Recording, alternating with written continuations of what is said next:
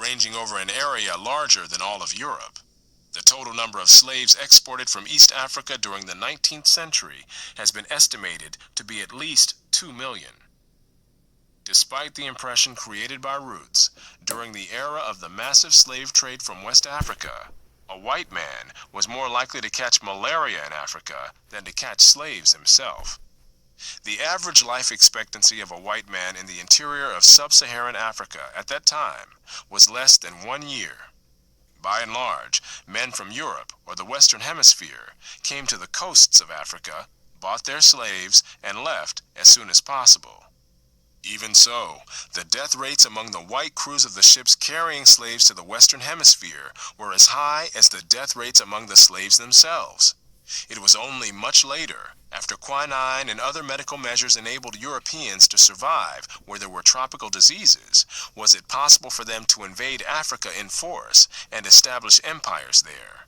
But by then, the Atlantic slave trade had already been ended. During the era of that trade, Africa was largely ruled by Africans, who established the conditions under which slave sales took place. The crew of a slave ship was in no position to defy African rulers and their armies by going out across the land and capturing people willy-nilly. The stronger African peoples captured and enslaved the weaker peoples. The same pattern found over the centuries in Europe, Asia, the Western Hemisphere, and Polynesia.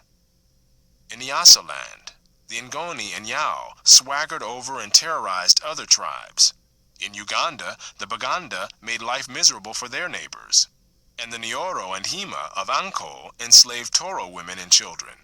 The Tutsi dominated the Hutu in Rwanda, the Maasai lorded it over the Kikuyu and Kamba, and the latter, in turn, held the Indorobo in a kind of serfdom.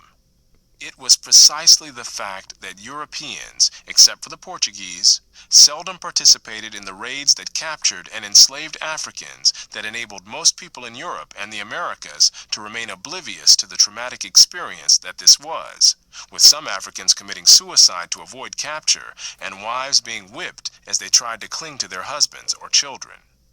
Historian David Breon Davis pointed out that Europeans had little contact with the actual process of enslavement, and that as late as 1721, the Royal African Company asked its agents to investigate the modes of enslavement in the interior.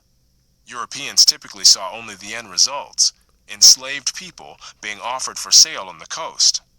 It was much the same story in the Ottoman Empire, where those who bought slaves had no idea what these slaves had been through before.